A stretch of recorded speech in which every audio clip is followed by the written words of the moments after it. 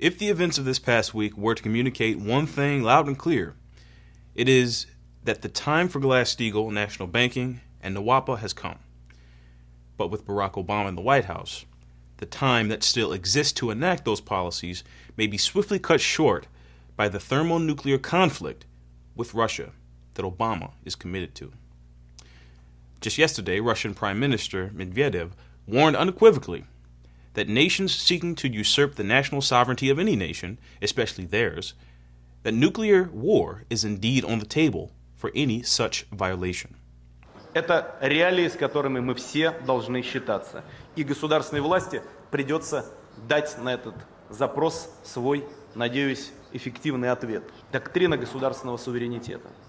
Она не должна размываться, даже если это удобно для достижения каких-то текущих политических целей. Вплоть до цели избраться на соответствующую позицию. Это просто опасно для мирового порядка. А примеров посягательств на доктрину суверенитета в последние годы было очень немало.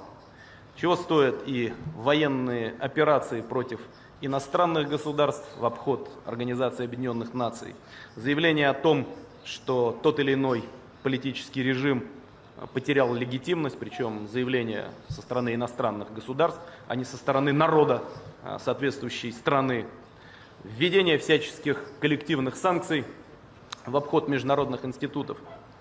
Все это не улучшает ситуацию в мире, а последствия скоропалительных военных операций в иностранных государствах обычно заканчиваются одним – приходом к власти радикалов. Я уже не говорю, что в какой-нибудь момент такие действия, которые подрывают государственный суверенитет, могут закончиться вполне себе такой полноценной региональной войной. И даже, никого не хочу пугать, с применением ядерного оружия. Об этом должны помнить все. This statement is an obvious message directed to the Obama administration indirectly and the financial power that controls it. Since the illegal war launched in Libya last year and even the more unlawful assassination of Muammar Gaddafi, the administration has done nothing but show a disgusting abuse of executive power and criminal disregard for domestic and international law, a disregard that nations like Russia and even high-level U.S. military officials view as threats to national sovereignty. Russia has repeatedly stated that is the issue over military intervention in Syria and Iran. Sovereignty. That is the issue at stake with all the threats occurring at this point. And beyond a shadow of a doubt, it's what's at stake with the joint U.S.-NATO anti-ballistic missile system being built in Europe aimed at Russia.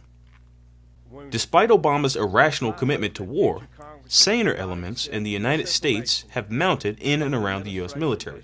Specifically, Representative Walter Jones, in his push for legislation H.C.R. 107, declares that any president who launches war without congressional approval would be immediately subject to impeachment. This was followed by Senator Jim Webb in a restatement he made on the same point in the Senate in his piece of legislation S. 3176 to try to stop a preemptive illegal war. So far, they stand virtually alone, and that in and of itself increases the danger of nuclear war. While Jones's and Webb's legislation is despicably still outstanding in both houses of Congress, the U.S. House of Representatives has passed a resolution on Iran that moves the United States much closer to a war footing against Iran. And as many experts and diplomats like Dan Shapiro, the envoy to Israel from the United States, warn, America is ready to attack. The non-binding resolution H.R. 568 that overwhelmingly passed 401 to 11 effectively calls for a military attack on Iran when it obtains nuclear weapons capability. The vague interpretation already applies to Iran and actually any other country with a civilian nuclear program, and comes at a time when Israeli Defense Minister Ehud Barak is actively urging the international community to increase pressure on Syria, as he says, to strike a further blow to Iran. Colonel Lawrence Wilkerson, former chief of staff for the Secretary of State Colin Powell, warned that this resolution reads like the same sheet music that got us into the Iraq War and could be the precursor for a war with Iran.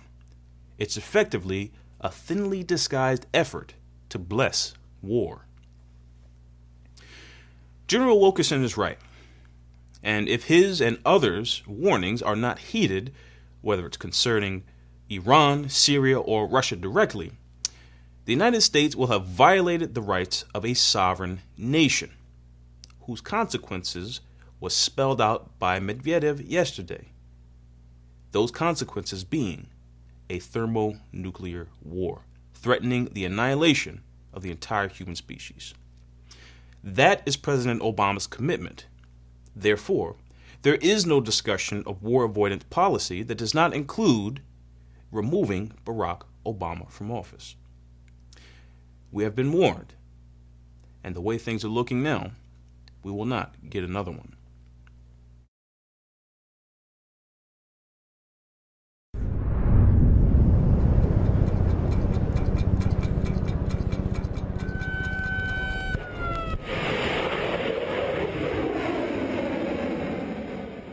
The British Empire's game, run through U.S. President Barack Obama, has been called out by the Russian government.